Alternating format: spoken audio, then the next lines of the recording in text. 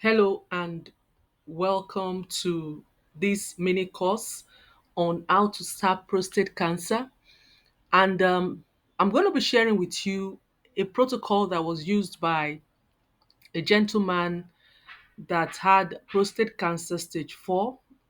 And he was told by his oncologist that his prostate, his case is advanced, it cannot be helped. He should just go home and put his house in order and wait for the inevitable. So he decided to go into a lot of research, and he spoke with some experts in that have, you know, researched on these therapies, and they guided him on how to go about it. And so he followed the protocol, and it's about 6 years now that he has been cancer free.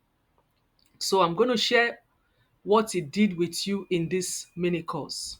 But first of all, let's go to the disclaimer. So, whether you decide to do conventional therapy or not, it is recommended that you do this protocol as your foundation. For those also doing chemo or radiation, they can also benefit from this same protocol, as the nutrients and diet below may also help protect against the side effects and damage of chemo and radiation. So this data is not a treatment or a replacement for any medical treatment or prevention for any medical disease, including cancer, and is only research data. No promise of any claim is given in this document. With that out of the way, let's go to the introduction. Starving prostate cancer. It has to be a holistic approach.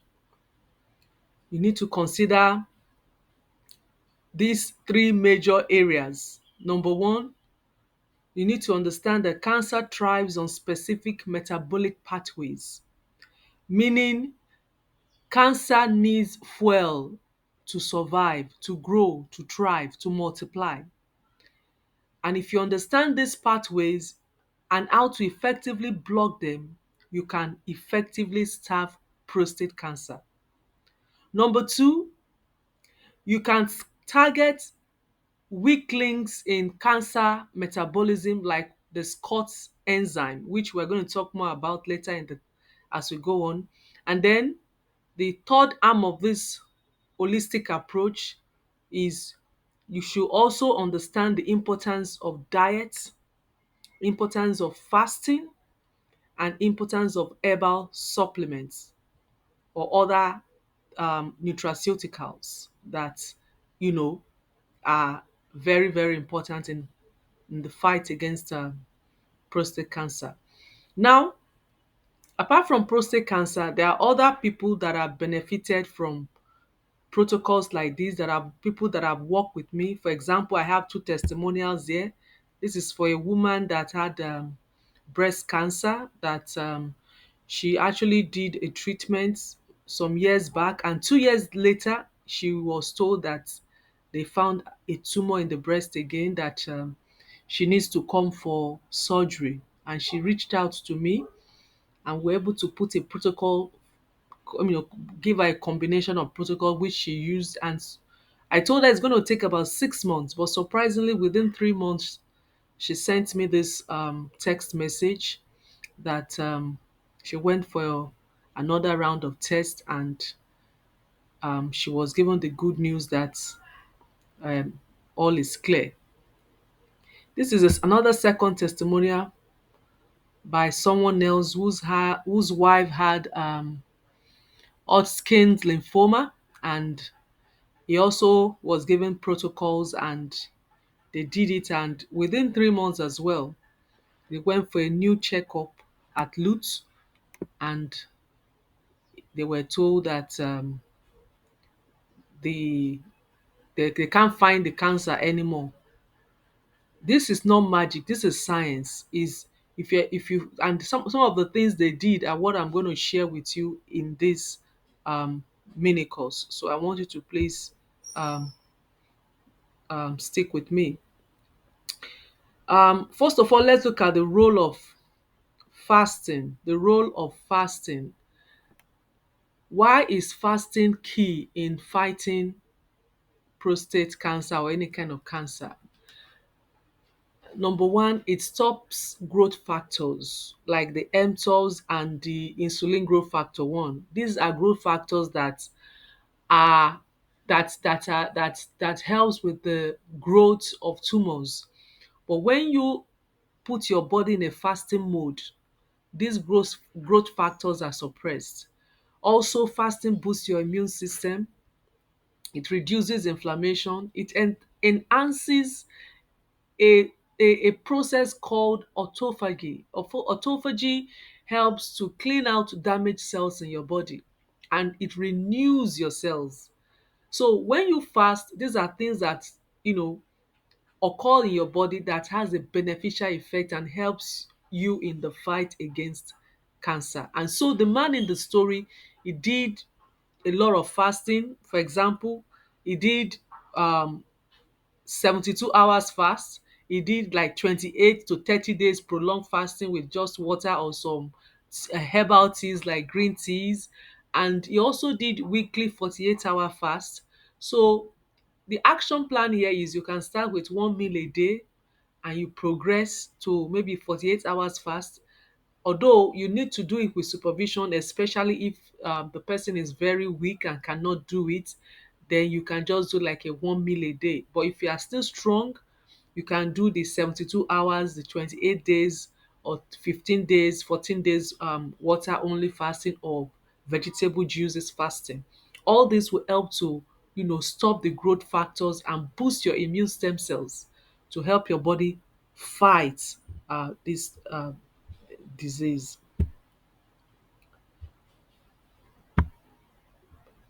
Also, diet essentials. There are anti-cancer diet that should play a big role in the way you eat. The way you eat, you should, as much as possible, if you can, cut out animal proteins. You can sparingly do scaly fish, but generally cut out anything from animal origin because of the growth factors that is present in some of these animal proteins that can stimulate and make tumors to thrive, helps them to thrive.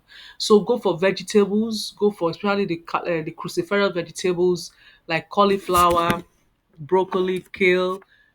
Avoid the very sweet fruits, go for low sugar, high antioxidant fruits, very low protein, preferably plant proteins. Avoid all kinds of fats, oils, except the um something like olive oil and cod liver oil, and also eliminate dairy, sugar, white sugar, and omega-6 oils. These are things that will increase inflammation in your system, and they are not good when you are fighting something as serious as this. They shouldn't be part of your diet. Now, to now specifically target what we call the SCOT enzyme. The SCOT enzyme, I want you to think of it as the door to cancer's food. It's like the door through which cancer cells can access a source of fuel called ketones, which they use for energy to multiply. They also have they use glucose, they use glutamine, which is a form of, which is an amino acid, so but basically we're looking at the SCOT enzymes, how to block them so that cancers do not have access to the kind of food they need, the fuel they need to multiply.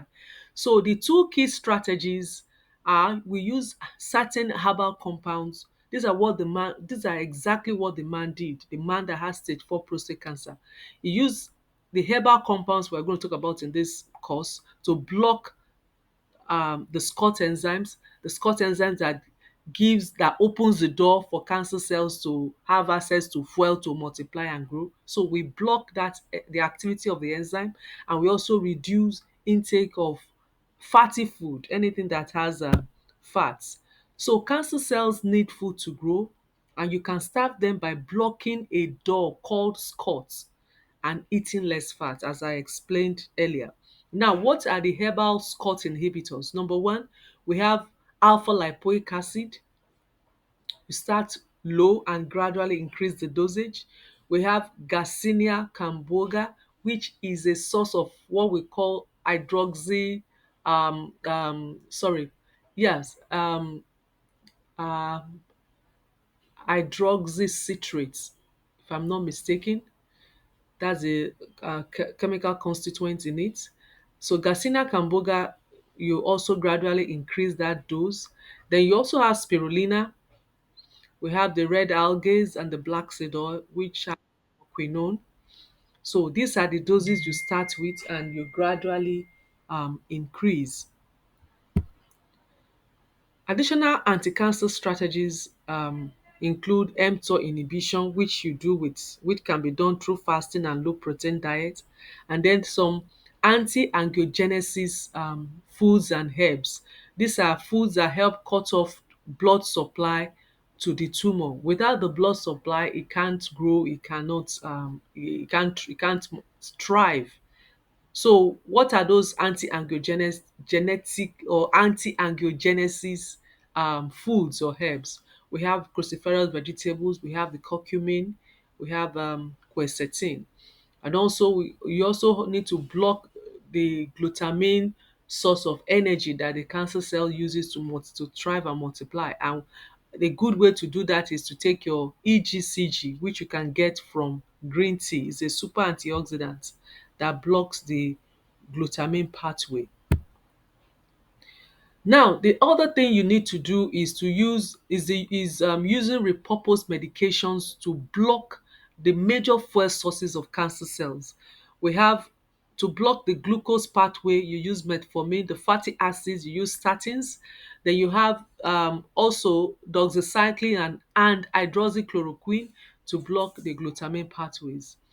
So these are basically going to help you block the major fuel sources that cancer cells need to thrive. And when these are blocked, what happens is that the cancer cells are starved of their fuel sources and they begin to wither, they begin to die, they are weakened. And there have been cases of people from my research who did this, who use these repurposed medications in their protocol, in their therapies, even while they were doing conventional chemotherapy and all that. And they discovered that they had very very good result, because when the cancer cells have been starved and is already weak, chemo just goes for the kill and completely eradicates them. So these are therapies you can integrate into your conventional therapies. Now, you need to understand that fighting cancer at its metabolic core is a multifaceted strategy. And what that means is, I must let you know, it's not going for one product or one herb to fight cancer. It is a multifaceted strategy. Cancer uses different energy sources to thrive and survive. When you block one source, it adapts to its environment, modifies the environment, changes its strategy, and looks for other ways to survive, looks for other means of fuel. So that is why when it comes to fighting cancer, don't focus on just one strategy. You need to use different strategies. You need to, as people, as some have said, that you throw everything at it. You throw everything at it. You also need to prioritize fasting. It is not a time to eat anything you want. This is a time to boost your immune system, improve the process of autophagy, and reduce the activities of these growth factors in your system. And it is fasting is the fastest way to jumpstart this process. Also prioritize targeted nutrition and the right herbal supplementation. take control of your health with science-backed metabolic approach. Make sure that when it comes to cancer, whatever you are using must be evidence-based, must be science-backed, must be science-backed. This is not a time to experiment. You must use what is known to work, what has a lot of science and evidence behind it. Now, that brings us to the end of this mini course. So, what next from here? You can decide to go through this course again and implement it on your own. But if you feel you need someone to guide you, you need someone to coach you, someone to assist you, to support you, well, I have a coaching program, and you can book a free 15 minutes clarity call with me on this number on the screen to find out if the program is right for you. I wish you all the best, and thank you so much for listening. Bye for now.